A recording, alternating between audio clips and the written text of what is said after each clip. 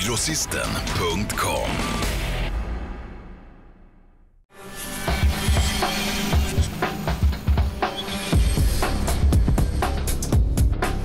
Is free Rampage, and that's just, you know, we're hearing that you are likely to get the title shot against Jones. Have you been following Rashad and Jones' feud?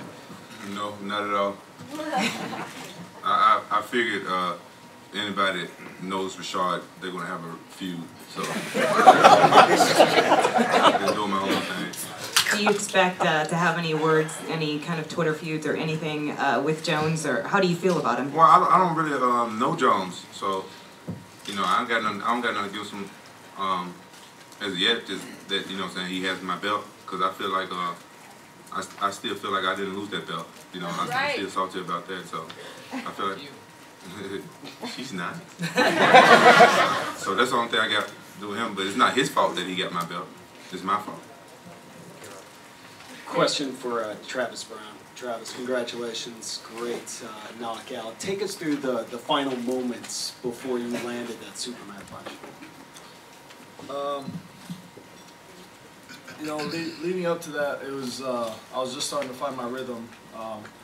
It's so hard to find somebody that's 6'11" to try to spar with and find range and all that kind of stuff. So it was definitely an adjustment that I had to make during the fight.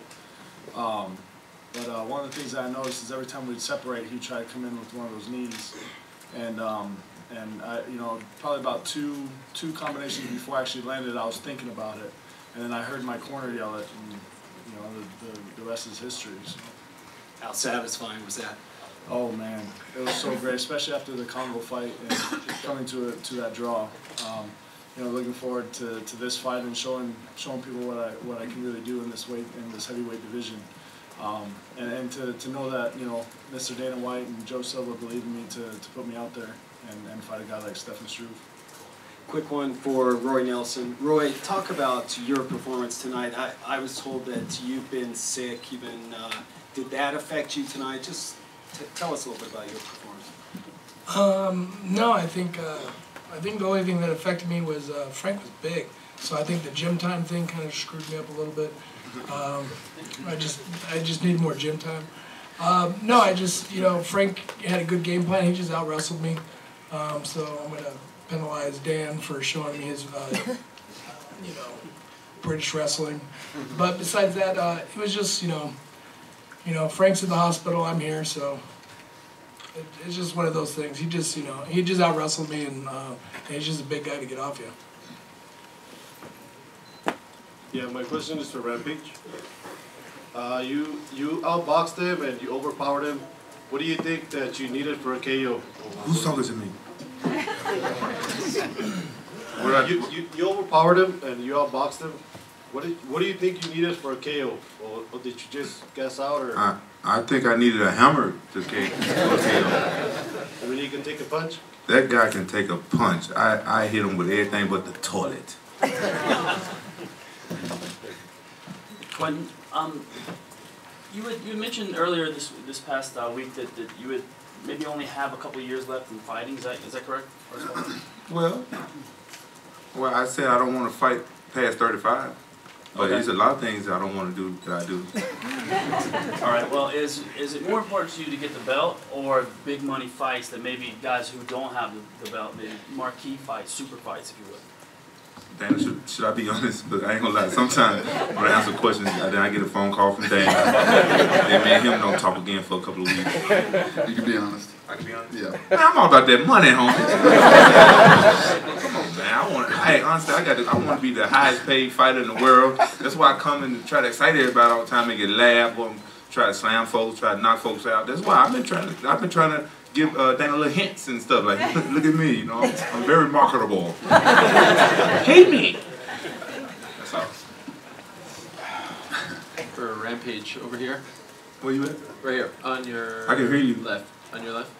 Ariel Helwani. Oh, shit. Hell you want? Well, congratulations on the win, first and foremost. That means a lot coming from you. Thank you. Earlier this week, you were talking about your entrance music and how you weren't going to use the Pride song, so I was curious to hear what you chose. And I might be looking into it a little too much, but the lyrics were, one more road to cross and one more risk to take, and I was wondering if there was any significance to that. Haven't you guys noticed anything about my intro songs for my fights? It's always got something to do with my fights. You guys haven't noticed that yet? Y'all don't see that I'm a genius, that y'all haven't noticed that yet about my fights? There's more to Rampage than Rampage. Y'all gotta really look in and see what's going on and stuff. Go back and watch my old fights and listen to the walkout songs, and then you'll see like, oh, it is like Machida. We both came from Pride, and I told her where I want to get back to like my Pride status. I tried to do the slam that I did in Pride. You know what I'm saying? You know, it's this and Matt Hammer was like, I ain't fighting for the belt. Dana promised me the belt a long time ago. After I knocked out Vanderlei ugly ass. He ain't hear it, is he? You know what I'm saying? And so there's one more road to cross, and I crossed this road barely, but I got across. I barely crossed it, but I got across. So you know what I'm saying? That's why that song. So if I fight my next fight, who knows what I'm coming out to? It might be something about breaking bones or something. Who knows? If I fight, you know, Bones Jones, that's his name, right? John Bones Jones. What's the severity of your hand injury? What'd you say? How injured is your hand? Man, you know, you gotta use layman's terms when we talk to me, homie. Come on, man. Don't be trying to show your education up here. Come on, dog. Don't do me like that. The hand. What about it? What you want to know? Your hand. What about it? How hurt is it? It's not hurt enough to whoop your ass right now. No, you know, I'm gonna go see the doctor. I'm gonna go see the doctor maybe Tuesday, cause you know. But I see this little finger right here is swollen. Honestly, it is. I know it's bad, but this finger right here is swollen. I gotta check that out. I don't know what was that, but you know, Don House did an excellent job of wrapping my hand. I don't know if you guys understand it, but fighters, you know, what I'm saying, the UFC, I ain't kissing Dana's ass, cause you know, fuck Dana. I ain't. But they do take care of their fighters. They got guys in the back that wrap your hands and stuff like that. So I got good coaching and stuff like that, but everybody don't know how to wrap hands like professional people. You know what I'm saying? These guys in the back take good care of you, and I told him, like, man, my hand messed up. Wrap it good. And he did a great job. A lot of organizations don't do that for you. And that's one thing where you have to respect the UFC, because they take care of you even if you get hurt in training and stuff. And you know what I'm saying? And these guys are already trying to send me to the doctor and stuff. You know, I ain't gonna lie to you. Other organizations are like, all right, bye, homie.